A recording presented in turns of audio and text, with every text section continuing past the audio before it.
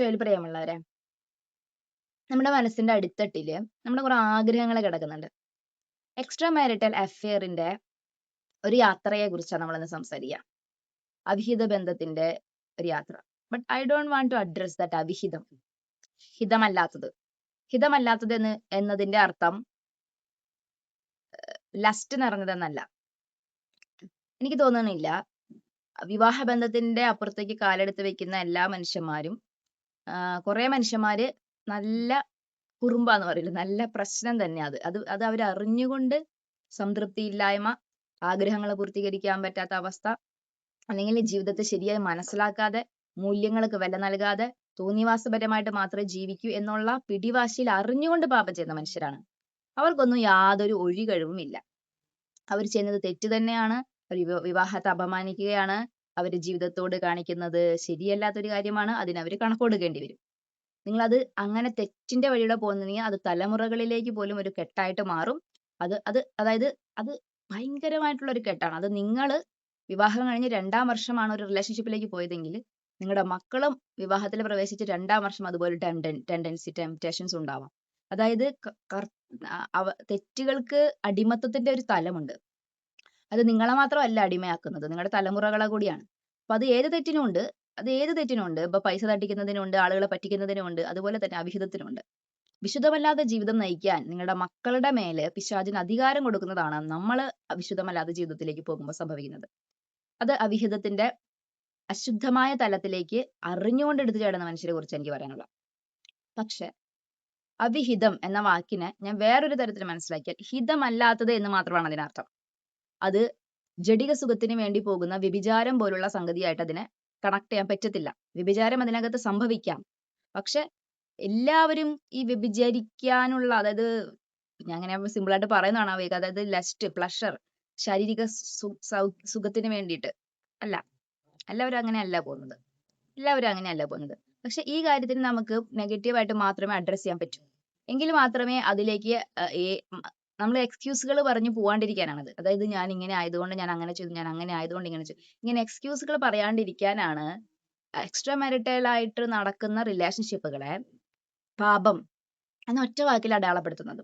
അത് പാപം, ഞാൻ നേരത്തെ പറഞ്ഞ കണക്ക് പ്രകാരം അത് പാപമാണ്. ചിലത് ഭാവിയിൽ പാപമാകും, അങ്ങനെ ആവാനുള്ള സാധ്യത ഉണ്ട്. അല്ലെങ്കിൽ ചിലത് പാപങ്ങൾക്ക് കാരണമാകാം. ഈ 2-ാമത്തെ തലത്തില് അവിഹിതത്തിന്, ഇത്തരം റിലേഷൻഷിപ്പിനെ വിലയിരുത്തിയാൽ നമ്മുടെ മനസ്സിന്റെ അടിത്തട്ടിൽ കിടക്കുന്ന നീഡ്സ് ഉണ്ട്. ഇപ്പൊ എന്റെ ഏറ്റവും വലിയൊരു നീഡാണ് സെക്യൂർ ആയിട്ട് ഫീൽ ചെയ്യാന്നുള്ളത്. എന്റെ മനസ്സിന്റെ അടിത്തട്ടിൽ കിടക്കുന്ന ഒരു ആഗ്രഹം. ഈ ആഗ്രഹം എനിക്ക് എപ്പം മുതലുണ്ടെന്ന് അറിയോ? 14 വയസ്സ് മുതലുണ്ട്. അപ്പൊ ഇതിനുള്ള ആഗ്രഹത്തിന്റെ ഭാഗമായിട്ടാണ്. അപ്പൊ അത് കാരണം എന്റെ അപ്പച്ചൻ കുറച്ചൊരു ഒരു സാധാരണ ഒരു അത്ര സ്ട്രോങ് അല്ലാത്ത ഒരു പേഴ്സൺ ആയതുകൊണ്ടാകാം ഞാൻ അങ്ങനത്തെ ഒരു സംരക്ഷണം ഫീൽ ചെയ്തിട്ടില്ല. So I just wanted to feel secure എന്ന് പറയില്ല, അല്ലെങ്കിൽ ഒരു പ്രൊട്ടക്ഷൻ. ഇതെന്റെ മനസ്സിന്റെ അടിത്തട്ടിൽ കിടക്കുന്ന ഒരു നീഡാണ്, കാലങ്ങളായിട്ടുള്ള ഒരു നീഡാണ്. ഇതെനിക്ക് കംപ്ലീറ്റ് ചെയ്യപ്പെടാനുള്ള ഒരു സെക്കൻഡ് പാർട്ടാണ് എന്റെ ലൈഫിന്റെ മാരേജ്. അപ്പൊ മാരേജില് പൊതുവേ നമ്മൾ അട്രാക്ട് ചെയ്യുന്ന മനുഷ്യരൊക്കെ നമ്മുടെ പാരന്റ്സിനെ പോലെ തന്നെ ഉള്ളവരായിരിക്കും. സാധാരണഗതിയിൽ നമ്മളായിട്ട് ജീവിത പങ്കാളി തിരഞ്ഞെടുത്താൽ നമുക്ക് ഇഷ്ടപ്പെടാൻ പോകുന്ന മനുഷ്യരൊക്കെ നമ്മുടെ പാരന്റ്സിനെ പോലെ തന്നെ ബിഹേവിയർ ഉള്ളവരായിരിക്കും. കാരണം അത് നമ്മുടെ ബ്രെയിനിന്റെ ഒരു പ്രവർത്തനം, അതൊരു സൈക്കോളജിയാണ്. കാരണം നമ്മുടെ അപ്പന്റെ ശരീരഘടന, നമ്മുടെ അപ്പന്റെ സ്വഭാവ രീതി, അങ്ങനെയുള്ളവരെല്ലാം ആയിരിക്കും നമ്മൾ കൂടുതലായിട്ട് അട്രാക്ട് ആകുക. അത് നമ്മുടെ അപ്പനോടുള്ള സ്നേഹം കൊണ്ടൊക്കെ ആയിരിക്കാം. നമുക്ക് പരിചയമുള്ള ഒരു കഥാപാത്രം അപ്പനാണ്. അപ്പൊ അപ്പന്റെ ഇത് വെച്ചിട്ടാണ് നമ്മൾ മറ്റുള്ള മനുഷ്യന്മാരെയൊക്കെ കണക്ട് ചെയ്യുന്നത്. ചിലപ്പോൾ ഓപ്പോസിറ്റ് ആയിട്ട് പോകുന്നവരുണ്ടാവും കേട്ടോ. ചിലപ്പോൾ ഇത് അങ്ങനെയായിരിക്കും. അപ്പൊ ഞാൻ എന്റെ അപ്പന്റെ അതേ ഏകദേശം ഫീച്ചേഴ്സും സ്വഭാവ രീതികളും ഒക്കെ ഉള്ള ഒരാളെ തന്നെയാണ് പറഞ്ഞ് വിവാഹത്തിലേക്ക് കൂട്ടിക്കൊണ്ടു വന്നിട്ടുള്ളത്. സോ അപ്പൊ ഒരുപക്ഷെ ഞാൻ വിചാരിച്ച ചില കാര്യങ്ങള് എന്റെ പാർട്ട്ണറും അതുപോലെ തന്നെയൊന്നും ആയിരിക്കണമെന്നില്ല. അതുപോലെ തന്നെ എന്റെ പാർട്ട്ണർ എന്നെ കണക്ട് ചെയ്യുന്നത് ഒരുപക്ഷെ അവരുടെ പാരന്റ് ആയിട്ടായിരിക്കും, അപ്പൊ അവരുടെ അമ്മയായിട്ടായിരിക്കും. സോ ഞാൻ എന്ത് എന്നുള്ളതിനുപരിയായിട്ട് അവരുടെ ജീവിതത്തിലുള്ള ആദ്യത്തെ സ്ത്രീ അവരുടെ അമ്മയായതുകൊണ്ട് അവരുടെ അമ്മയെ പോലെ ഒരു സ്ത്രീ ആയിരിക്കാം അവർ ചിലപ്പോൾ പ്രതീക്ഷിക്കുന്നത്. പക്ഷെ ഞാൻ ചിലപ്പോൾ അങ്ങനെ ആയിരിക്കണമെന്നില്ല. അപ്പൊ അത് അദ്ദേഹത്തിന് അസ്വസ്ഥതകൾ ഉണ്ടാക്കാം. ഇങ്ങനെ പല കാര്യങ്ങൾ ഇൻഫ്ലുവൻസ് ചെയ്യുന്നുണ്ട് നമുക്ക് ഒരാളിൽ നിന്നുള്ള എക്സ്പെക്ടേഷൻസിനെ. അപ്പം അതിന്റെ ഡെപ്ത്, അതായത് എന്താണോ നിങ്ങൾ അയാളിൽ നിന്ന് പ്രതീക്ഷിക്കുന്നത്, ഇപ്പൊ ഞാൻ പറഞ്ഞ 14 വയസ്സ് മുതൽ, അപ്പൊ അത് വർഷങ്ങളായിട്ടുള്ള ഒരു ഡിസയർ ആണ്, അതൊരു ആഗ്രഹമാണ് മനസ്സിൽ കിടക്കുന്നത്. Is it a sin? അതൊരു തെറ്റാണ്? അത് തെറ്റല്ല, അത് മനസ്സിന്റെ നീഡ്സ് ആണ്. ഇതൊരു ആഗ്രഹമാണ്. ഇപ്പൊ ഈ ഒരു പ്രൊട്ടക്ഷൻ പോലെ ഇതതുപോലെ സ്നേഹം, വാത്സല്യം, കെയർ, ചോദിക്കാനും പറയാനും ആളുണ്ടാവുക, എവിടെ പോയാലും അന്വേഷിക്കാൻ ആളുണ്ടാവുക, നല്ല ഭക്ഷണം ഉണ്ടാക്കി കൊടുക്കുക, നല്ല വസ്ത്രങ്ങൾ ചെയ്തു കൊടുക്കുക, കാര്യങ്ങളൊക്കെ ചെയ്തു കൊടുക്കുക. ഇങ്ങനെ പലതരത്തിലുള്ള ഡിസയേഴ്സ് ഉണ്ട്. ഈ ഡിസയേഴ്സിനെ രണ്ട് തരത്തിൽ ആഗ്രഹങ്ങളുണ്ട്. ഈ ആഗ്രഹങ്ങളെ രണ്ടായിട്ട് പട്ടികയായിട്ട് തിരിക്കാം.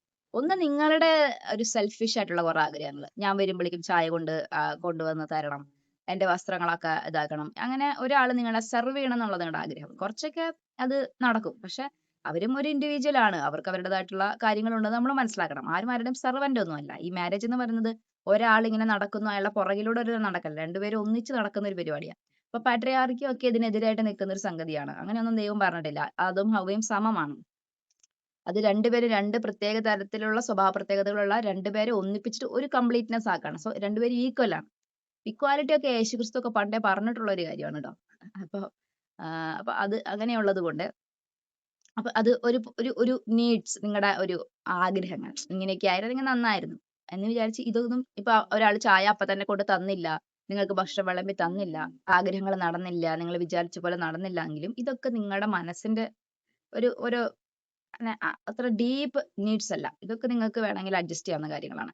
പക്ഷെ ഇതല്ലാതെ ഈ പറഞ്ഞതുപോലെ മൈൻഡിന്റെ നീഡ്സ് ആയ ലവ്, കെയർ, ചെയ്ത് കാര്യങ്ങൾ ചെയ്ത് ഇതുപോലെയുള്ള ഡേറ്റ്സ് ഉണ്ടല്ലോ, മുറിവേറ്റ ചില മേഖലകളിൽ നിങ്ങൾക്ക് ആവശ്യമുള്ള അത്, നിങ്ങളുടെ മനസ്സിനേറ്റ മുറിവുകൾ, നിങ്ങളുടെ ജീവിതത്തിൽ ഉണ്ടായിട്ടുള്ള ചില ട്രാജിക് ഇവന്റുകളിൽ നിന്നൊക്കെ നിങ്ങൾക്ക് ഉണ്ടാകുന്ന ഒരു ആഗ്രഹമുണ്ട്. ഇപ്പൊ എനിക്ക് ഇങ്ങനെ ഒരു ആഗ്രഹം ഉണ്ടായത് എന്റെ ലൈഫിൽ ഉണ്ടായ ഒരു മുറിവിന്റെ ഭാഗമായിട്ടാണ്. അപ്പൊ എന്നെ സംബന്ധിച്ചിടത്തോളം നെർവ് സിസ്റ്റം എന്ന് പറയൂലേ, ആ നെർവ് സിസ്റ്റം കണക്ട് ആയി കിടക്കുന്ന കുറെ കാര്യങ്ങളുണ്ട്. അപ്പൊ ഓരോ വ്യക്തിയെ സംബന്ധിച്ചുണ്ട്. അപ്പൊ നിങ്ങളുടെ ഒരു ആഗ്രഹമാണത്, എനിക്ക് ഇതാണ് വേണ്ടിയിരുന്നത് എന്നൊരു ആഗ്രഹമായിരുന്നു. പക്ഷെ അത് വിവാഹത്തിൽ കംപ്ലീറ്റ് ചെയ്യപ്പെടുന്നില്ല. അപ്പൊ ചെയ്യപ്പെടുന്നില്ല എങ്കിലും മൈൻഡ് എന്ന് പറയുന്നതിന് ലോജിക്കൽ, മൈൻഡിന് മൈൻഡ് ഒരു ഓർഗൺ പോലെ തന്നെയാണ്. ഇപ്പൊ കണ്ണ് ഇങ്ങനെ പ്രവർത്തിക്കണമെന്ന് ഞാൻ പറഞ്ഞത് കൊണ്ട് കണ്ണ് അങ്ങനെ പ്രവർത്തിക്കണമെന്നില്ല. പക്ഷെ നമ്മൾ കൺട്രോൾ ചെയ്യുവാണ് അല്ലേ, അതിനെ നമ്മൾ കൺട്രോൾ ചെയ്തു. അതുപോലെ മൈൻഡ് എന്ന് പറയുന്നത് ആഹ് എനിക്ക് കൺട്രോൾ ചെയ്യാൻ പറ്റുന്ന ഒരു സംഗതി തന്നെയാണ്. പക്ഷെ അതിന് അതിൻ്റെതായിട്ടുള്ള ഒരു സ്വഭാവ രീതിയും കൂടി ഉണ്ട് മനസ്സിന്. എനിക്ക് കിട്ടാത്തൊരു സംഗതിക്ക് വേണ്ടിയുള്ള ഒരു അന്വേഷണം എൻ്റെ ഉള്ളിലുണ്ടാകും. അത് മനസ്സ് പ്രവർത്തിക്കുന്നത് ആ രീതിയിലാണ്. ഞാൻ എക്സ്പീരിയൻസ് ചെയ്യാത്ത ഒരു കാര്യം, ഇപ്പൊ എന്നെ ഒരാൾ പ്രൊട്ടക്ട് ചെയ്യുന്നതായിട്ട് എനിക്ക് ഫീൽ ചെയ്യുന്നില്ലെങ്കിൽ ഞാൻ കുറച്ചും കൂടെ അലേർട്ട് ആവും. ഞാൻ കുറച്ചും കൂടെ എന്നെ തന്നെ പ്രൊട്ടക്ട് ചെയ്യാൻ തുടങ്ങും. കാരണം ഞാൻ എക്സ്പീരിയൻസ് ചെയ്യാത്ത കാര്യത്തെ എനിക്ക് എക്സ്പീരിയൻസ് ചെയ്ത ആളെ പോലെ ജീവിക്കാൻ പറ്റില്ല.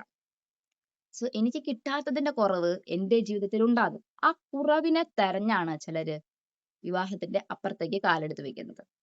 ഒരു ടച്ചോ, ഒരു ഫിസിക്കൽ പ്ലഷറോ, ഒരു ലസ്റ്റോ, ജഡിക പാപം ചെയ്യാനുള്ള ആഗ്രഹം കൊണ്ടോ ഒന്നും ആയിരിക്കണമെന്നില്ല. ഒന്ന് സേഫ് ആയിട്ട് ഫീൽ ചെയ്യാനായിരിക്കാം, അല്ലെങ്കിൽ ഒന്ന് സ്നേഹിക്കപ്പെടാനായിരിക്കാം, ഒന്ന് മനസ്സിലാക്കപ്പെടാനായിരിക്കാം, ഒന്ന് കേൾക്കാൻ ഒരാളില്ലാത്തതായിരിക്കാം. ഇത് എവിടെയാ കിടക്കുന്ന ഈ ആഗ്രഹത്തിന്റെ വേര്? അത് നിങ്ങളുടെ മുറിവിലായിരിക്കാം, അല്ലെങ്കിൽ നിങ്ങളുടെ ചൈൽഡ്ഹുഡിലായിരിക്കാം, നിങ്ങളുടെ പാരന്റ്സ് ആയിട്ടുള്ള റിലേഷൻഷിപ്പ് മുതലേ ഇത് പ്രശ്നമായിരിക്കാം. എനിക്ക് ഇങ്ങനെ ഒരാൾ വന്നിട്ട് പറയാണ് എനിക്ക് മറ്റൊരാളോട് വിവാഹത്തിനപ്പുറത്തേക്ക് സ്നേഹം തോന്നി പോകുന്നു എന്ന് പറയുമ്പോൾ ഞാൻ അതിനെക്കുറിച്ച് മനസ്സിലാക്കാനും പഠിക്കാനും ശ്രമിച്ചിട്ട് അതിന് പുറകിലുള്ള കാരണം മനസ്സിലാക്കണം. എല്ലാ തരത്തിലും എല്ലാ കാര്യങ്ങളും ഏഹ് കിട്ട ഇങ്ങനെ ഒരു തോന്നിവാസം കാണിക്കാൻ പോകുന്നതാണോ, അതോ മനസ്സിന്റെ ഒരു സംഘർഷങ്ങളെ അയാൾ അവിടെ കൊണ്ട് എത്തിച്ചിരിക്കുന്നതാണോ എന്നുള്ളത് ഒരു ചോദ്യമാണ്. അത് ദൈവം പരിശോധിക്കും, നമ്മളൊന്നും പരിശോധിക്കാൻ പോകുന്നില്ല. നമുക്കിപ്പോ ഒരു എക്സ്ട്രാ ഒരു അഫയർ തോന്നി എന്ന് പറഞ്ഞു കഴിഞ്ഞാൽ അപ്പൊ തന്നെ നമ്മൾ പാപിയാണ്, പാപിയാണ് അവനോട് തോന്നിയെന്ന് പറഞ്ഞാൽ പാപിയാ, കല്ലെറിഞ്ഞ് കൊല്ലുക അവളെ എന്ന് മാത്രമേ നമ്മൾ പറയത്തുള്ളൂ. ഞാനും ഞാൻ പറയത്തില്ല അങ്ങനെ. എനിക്കറിയാം ഇതിന്റെ യാത്രയെ കുറിച്ച് എനിക്കറിയാം. ഈശോ അങ്ങനെ പറഞ്ഞിട്ടില്ല, പറയില്ല എന്ന് എനിക്ക് ഉറപ്പുള്ളത് മഗ്ദലനയുടെ കഥയിൽ നിന്ന് തന്നെയാണ്. പക്ഷെ ഈശോ അങ്ങനെയല്ല. നിങ്ങളെ വിളിച്ചിരുത്തി നിങ്ങളോട് ചോദിക്കും, എന്താണ് ഈ ഒരു ആഗ്രഹത്തിന്റെ റൂട്ട്? എവിടെയാണ് ഇതിന്റെ വേര് കിടക്കുന്നത്? നിങ്ങളുടെ ചൈൽഡ്ഹുഡിലുള്ള എന്തെങ്കിലും ട്രോമയിൽ നിന്നുമാണോ? നിങ്ങൾക്ക് ഏറ്റ എന്തെങ്കിലും മുറിവിൽ നിന്നാണോ? ട്രാജിക് ആയിട്ടുള്ള എന്തെങ്കിലും ഇവന്റിൽ നിന്നാണോ? നിങ്ങളുടെ ഈ ഒരു മനസ്സിന് പിടിച്ചു നിൽക്കാൻ പറ്റാഞ്ഞിട്ടാണോ? നിങ്ങൾക്ക് ശക്തമായ ഒരു വേദനകളിൽ നിന്നുമാണോ? നിങ്ങൾക്കതിനെ, അതായത് നമ്മുടെ മൈൻഡ് വേദനകളിലൂടെ കടന്നു പോകുമ്പോൾ അത് എസ്കേപ്പ് ചെയ്യാൻ ശ്രമിക്കുന്നതാ. അതിങ്ങനെ മുങ്ങി മുങ്ങി പോവുക. ഇപ്പൊ എനിക്ക് ഏകാന്തത ഉണ്ടായിരുന്ന സമയത്ത് ഞാൻ ഒത്തിരി സോഷ്യൽ മീഡിയ യൂസ് ചെയ്യുമായിരുന്നു. കാരണം ഏകാന്തതയെ എനിക്ക് മാനേജ് ചെയ്യാൻ പറ്റണില്ല. അപ്പൊ എനിക്ക് തോന്നി ഞാൻ സോഷ്യൽ മീഡിയ ചെയ്യുമ്പോൾ ആരെങ്കിലുമൊക്കെ ആയിട്ട് മെന്റലി കണക്റ്റഡ് ആണെന്ന് ഒരു തോന്നലുണ്ടാവും. അപ്പൊ ചിലപ്പോൾ മൈൻഡിനെ എനിക്ക് പിടിച്ചു നിർത്താൻ പറ്റും. അതായത് മുങ്ങിപ്പോകാൻ പോകുന്ന ഒരാള് പിടിക്കാൻ ശ്രമിക്കുന്ന ഒരു പിടിവള്ളിയാകും ചിലപ്പോൾ ഒരു അനദർ റിലേഷൻഷിപ്പ്. അത് ദൈവം പരിശോധിക്കും. അത് തെറ്റാണെന്നും അല്ല ഞാൻ പറയുന്നത്, ശരിയാണെന്നും അല്ല ഞാൻ പറയുന്നത്. അത് ദൈവം പരിശോധിക്കും. ദൈവം ഒരാളെ ശിക്ഷിക്കാനും പാപിയാണെന്ന് ലാബൽ ചെയ്യാനൊക്കെ ഒരുപാട് വിമുഖത കാണിക്കുന്ന ഒരാളാണ്. എല്ലാ മനുഷ്യനും ബേസിക്കലി പാപികളാണ്. ഇപ്പൊ ഇത്തരം പാപങ്ങളിൽ പോകുന്ന മനുഷ്യര് ഈ പാപം ചെയ്യുന്നു എന്നുള്ളത് ശരിയാണെങ്കിൽ, മറ്റുള്ളവര് വേറെ പാപം ചെയ്യുന്നുണ്ടായിരിക്കും. ആ പാപം നമ്മൾ ചെയ്യണമെന്നല്ല. അതായത് ഇത്തരം മനുഷ്യർ, ഈ സ്നേഹാന്വേഷണങ്ങൾക്ക് പോകുന്ന മനുഷ്യർ ചെയ്യുന്ന തെറ്റുകളുടെ ഒക്കെ പുറകില് സ്നേഹവുമായി ബന്ധപ്പെട്ട് കിടക്കുന്ന കുറെ അധികം മുറിവുകളും അസ്വസ്ഥതകളും ഒക്കെ ആയിരിക്കും. അത് ചെറുപ്പം മുതലേ തുടങ്ങിയിട്ടുണ്ടായിരിക്കും. അതൊന്നും ചൈൽഡ്ഹുഡ് ഒക്കെ വളരെ കണക്റ്റഡ് ആയിരിക്കും. അതിന് നമ്മൾ അപ്പൊ തന്നെ കല്ലെറിഞ്ഞ് കൊല്ലാനൊന്നും തീരുമാനിക്കാൻ നമുക്ക് പറ്റില്ല. അതേസമയം സാമ്പത്തിക തിരിമറി നടത്തുന്നവര്, അമിത ലാഭം കൊയ്യുന്നവര്, ആൾക്കാരെ പറ്റിക്കുന്നവര്, അതും പാപം തന്നെയാണ്. അപ്പൊ അവര് ഇത് ചെയ്യുന്നില്ലാത്തതുകൊണ്ട് അവര് മാന്യന്മാരും, ഇത് ചെയ്യുന്നവര് മാത്രം നല്ല ആൾക്കാരെന്ന് പറയാൻ പറ്റില്ല. അതായത് മക്തലങ്ങയുടെ സിറ്റുവേഷൻ തന്നെ. അവിടെ ചുറ്റും നിന്ന എല്ലാ മനുഷ്യരും പാപികളാണ്. ഈ പാപം ചെയ്യുന്നില്ലെന്നേ ഉള്ളൂ. ചിലപ്പോൾ വേറെ പാപങ്ങൾ ചെയ്യുന്നുണ്ടാവും, അല്ലെങ്കിൽ ഇവളോട് കൂടെ പാപം ചെയ്തവരും അവിടെ ഉണ്ടാവും. പക്ഷെ അവർക്ക് മാന്യന്മാരായിട്ട് ജീവിക്കാൻ അറിയാവുന്നത് കൊണ്ടും ചെയ്യുന്ന തെറ്റുകൾ മറച്ചു പിടിക്കാൻ അറിയാവുന്നത് കൊണ്ടും അതൊക്കെ അവർ വളരെ മാന്യമായിട്ട് തെറ്റ് ചെയ്യുന്നത് കൊണ്ടും അവരാരും കല്ലെറിയാനോ ക്രൂശിക്കാനോ പോകുന്നില്ല. മനസ്സിലായോ? അപ്പം ഇത് ചെയ്യുന്ന ഇങ്ങനത്തെ അപ്പം ചില ആഗ്രഹങ്ങൾ പോകുന്നു. അപ്പൊ ഇതൊരു പോരാട്ടമാണ്. ഇതൊരു പോരാട്ടമാണ്. ഇതിനങ്ങനെ പെട്ടെന്ന് അത് പാപമാണ്, നിങ്ങൾ ആ വഴിക്ക് പോകരുത് എന്ന് പറഞ്ഞിട്ട് കാര്യമില്ല. നിങ്ങൾ കുറേ ആ വഴിക്ക് പോവാതിരിക്കാൻ ശ്രമിച്ചിട്ടുണ്ടാവും. അതായത് നമ്മൾ വിവാഹത്തിലേക്ക് കടന്നു വരുമ്പോൾ തന്നെ നമ്മുടെ ഒരു നമുക്കൊരിക്കലും നമ്മളിൽ ഇത്തരം റിലേഷൻഷിപ്പിലേക്ക് പോകുന്ന പലരും സ്വഭാവം അല്ലാത്തത് കൊണ്ടല്ല, അത് പാപം ചെയ്യണമെന്ന് വിചാരിച്ചിട്ടല്ല. ഞാനവരെ ന്യായീകരിക്കുകയല്ല. ഇത്തരം കാര്യങ്ങളിലേക്ക് പോകുന്നതിന് പുറകില് അവര് നിർബന്ധിപ്പിക്കപ്പെടുന്ന ചില സിറ്റുവേഷൻസ് ഉണ്ടാവും. അല്ലെങ്കിൽ അവരുടെ മനസ്സ് പേടിച്ചിട്ടാണ്. അതായത് ഇത് മനസ്സ് തളർന്നു പോകും. ഇപ്പൊ ഒരാളോട് മിണ്ടിയില്ലെങ്കിൽ ഞാൻ വിഷാദ രോഗിയാവും, എനിക്ക് ആത്മഹത്യ പ്രവണത ഉണ്ടാവും, എനിക്ക് എവിടെന്നെങ്കിലും ഒരു ഹെൽപ്പ് വരൂ. അതായത് ഒരു അമ്മ നഷ്ടപ്പെട്ട കുഞ്ഞൊക്കെ അനുഭവിക്കുന്ന ഒരു അരക്ഷിതാവസ്ഥയുണ്ട്. മനസ്സിന്റെ ഒരു അരക്ഷിതാവസ്ഥയിൽ നിന്നുമാണ് ഇതുപോലെ ചില പിടിവള്ളികൾ അവർ പിടിക്കുന്നത്. അത് പാമ്പാണെന്ന് ഉള്ളിൽ എവിടെയോ അറിയാം, പക്ഷെ എന്നാലും ആ ഒരു സിറ്റുവേഷനിൽ അത് പിടിക്കാതിരിക്കാൻ പറ്റണില്ല. മുങ്ങിപ്പോയിക്കൊണ്ടിരിക്കുവായതുകൊണ്ട് എന്താണോ കിട്ടുന്നത് അതിനങ്ങ് പിടിക്കാം. അതൊരു പ്രശ്നത്തിലേക്ക് പോകുമെന്ന് അറിയാം, അത് കോംപ്ലിക്കേഷൻസ് കൊണ്ടുവരുമെന്ന് അറിയാം, പക്ഷെ ആ പിടി വിടാൻ പറ്റണില്ല. അപ്പം അങ്ങനെയുള്ളവരും ഇത്തരം തെറ്റുകളിലേക്ക് പോകുന്നുണ്ട്. തെറ്റ് ആണ്. കാരണം ആ യാത്രയ്ക്ക് സന്തോഷം തരാൻ പറ്റും, നിങ്ങളുടെ ചില നീഡ്സ് കംപ്ലീറ്റ് ചെയ്യാൻ പറ്റും. അതായത് നിങ്ങളെ കേൾക്കുന്ന ഒരാളായിരിക്കും, നിങ്ങളെ കേൾക്കാത്ത ഒരു പാർട്ട്ണർ, പക്ഷെ നിങ്ങൾ കേൾക്കുന്ന ഒരാളായിരിക്കും, നിങ്ങളെ സപ്പോർട്ട് ചെയ്യുന്ന ഒരാളായിരിക്കും. അതൊരു നല്ല സൗഹൃദമായിട്ട് തുടരുക, അതൊരു നല്ല റിലേഷൻഷിപ്പായിട്ട് തുടരുക. ഞാൻ നിങ്ങളോട് പറയട്ടെ, നിങ്ങളുടെ ശരിക്കുമുള്ള ആവശ്യം പാപമല്ല. നിങ്ങളുടെ ശരിക്കുമുള്ള ഒരു ആവശ്യം ഒരു നന്മയാണ്, ഒരു സൗഖ്യമാണ്, ഒരു ശരിയാണ്. അതുകൊണ്ട് നിങ്ങൾക്ക് ഈ റിലേഷൻഷിപ്പിനെ വിശുദ്ധമായിട്ട് കൊണ്ടുപോകാൻ പറ്റും. ഞാൻ നിങ്ങളോട് പറയില്ല ഫീമെയിൽ ഫ്രണ്ട്ഷിപ്പ് പാടില്ല, മെയിൽ ഫ്രണ്ട്ഷിപ്പ് പാടില്ല, ഞാൻ അങ്ങനെ പറയില്ല. എനിക്കും അതുപോലത്തെ സുഹൃത്തുക്കളുണ്ട്. അത് അത് അങ്ങനെ ഉണ്ടാവുമ്പോൾ നമ്മളെ സ്ട്രഗിൾസ് വരുമ്പോൾ നമുക്ക് may be there is temptations ഉണ്ടാവാം, ആ റിലേഷൻഷിപ്പിന്റെ ഷെയ്ഡ് മാറാനുള്ള സാധ്യതകളൊക്കെ ഉണ്ടാവാം. പക്ഷെ നമ്മൾ ബോധപൂർവം ചൂസ് ചെയ്യാണ്. അങ്ങനെയല്ല, എനിക്കൊരു നല്ല സുഹൃത്തിന്റെ ആവശ്യമേ ഉള്ളൂ, എനിക്ക് വേറൊരാളുടെ ആവശ്യം ഇല്ല. വേറൊരാളെ കൊണ്ട് റീപ്ലേസ് ചെയ്യാൻ പറ്റുന്ന ഒന്ന് എൻ്റെ ലൈഫിലില്ല. അത് എനിക്ക് തരണ്ടാന്ന് ദൈവം തീരുമാനിച്ചിട്ടുള്ളതാണ് കുറെ കാര്യങ്ങൾ. അതെനിക്ക് തരണ്ടാന്ന് തന്നെയാണ് അതിന്റെ അർത്ഥം. അത് ഞാനായിട്ട് തപ്പിപ്പോണില്ല. ദൈവത്തിന് തരാൻ തോന്നുമ്പോൾ തരട്ടെ.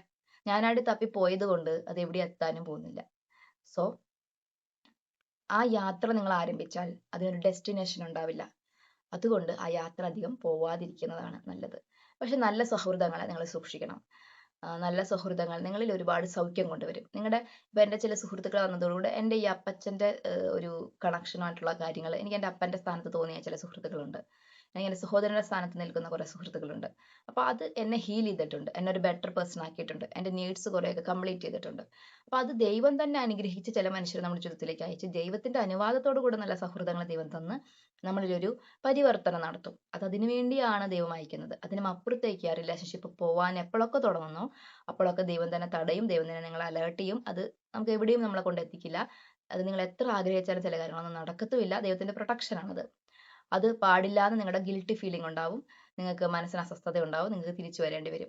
സോ ഞാൻ പറഞ്ഞല്ലോ, യാത്ര സന്തോഷകരമായിട്ട് നിങ്ങൾക്ക് തോന്നാം, പക്ഷെ ഇതിനൊരു ഡെസ്റ്റിനേഷൻ ഇല്ലാത്തത് കൊണ്ട്, ഇതുകൊണ്ട് ഒരുപാട് നഷ്ടങ്ങൾ ഉണ്ടാവാൻ സാധ്യതയുള്ളത് കൊണ്ട് നല്ല സൗഹൃദങ്ങളായിട്ട് തുടരാൻ നിങ്ങൾ ശ്രമിക്കണം. ഇത്തരം നല്ല സുഹൃത്തുക്കളെ മാത്രം കണ്ടെത്തുക. നിങ്ങൾക്ക് നിഷേധിക്കപ്പെട്ടതല്ല, നിങ്ങളെ പ്രൊട്ടക്ട് ചെയ്യാനുള്ള ദൈവത്തിന്റെ പദ്ധതിയാണെന്ന് നിങ്ങൾ മനസ്സിലാക്കണം. സമയക്കാരി സ്ത്രീനെ പോലെ നീ അവിടെ ഇവിടെയും പോയിട്ട് കാര്യമില്ല, യേശു തരും. നമ്മൾക്ക് പോകാൻ തോന്നും, നമുക്ക് തോന്നും പ്രാക്ടിക്കലി നമ്മൾ ചിന്തിക്കുമ്പോൾ ഇയാൾക്ക് ഇതിനെ പറ്റുന്നില്ലെങ്കിൽ എന്നെ കേൾക്കുന്ന അപ്പുറത്തെ ഒരാളുണ്ടല്ലോ എന്ന് നമുക്ക് തോന്നും. പക്ഷെ അതുകൊണ്ട് അത് ടെമ്പററി അല്ലേ, അത് എന്തായാലും കണ്ടിന്യൂസ് ആയിട്ട് ഉണ്ടാവത്തില്ലല്ലോ. അപ്പൊ അതിനൊരു ഞാൻ പറഞ്ഞല്ലോ, അതിനൊരു ഫ്യൂച്ചർ ഇല്ല. സോ നിങ്ങൾ യേശുവിലേക്ക് വരിക, യേശുവിന്റെ കൂടെ ജീവിക്കുക. അപ്പൊ നിങ്ങൾ യേശു മാത്രം മതിയോ എന്ന് ചോദിക്കും. അല്ല, യേശു മാത്രം പോരാ. കുറച്ച് നാൾ കഴിയുമ്പോൾ നമുക്ക് തോന്നും സ്പിരിച്വാലിറ്റി കൊണ്ട് ഇത് ഫില്ല് ചെയ്യാനൊന്നും പറ്റത്തില്ല, മനുഷ്യർ തന്നെ വേണമെന്ന്. മനുഷ്യർ വേണമെന്നേ ഉള്ളൂ, ഒരു അഫെയർ വേണമെന്നില്ല. മനുഷ്യർ വേണമെന്നേ ഉള്ളൂ, ഒരു അഫെയർ വേണമെന്നില്ല. നിങ്ങൾക്ക് മനുഷ്യർ ദൈവം തരും. സുഹൃത്തുക്കളുണ്ടാകും, നല്ല ബന്ധങ്ങളുണ്ടാകും, ഒരുപാട് മനുഷ്യരോട് നിങ്ങൾ കണക്ട് ആവും. തെറ്റ് ചെയ്യാതെ തന്നെ നിങ്ങളുടെ ആഗ്രഹങ്ങൾ പൂർത്തീകരിക്കുന്ന തരത്തിലേക്ക് ദൈവം നിങ്ങളുടെ ജീവിതത്തിനെ ഡിസൈൻ ചെയ്യും. അടുത്ത വീഡിയോയിൽ എൻ്റെ ബാക്കി പറയാം. ദൈവം നിങ്ങളെ സമൃദ്ധമായിട്ട് അനുഗ്രഹിക്കട്ടെ.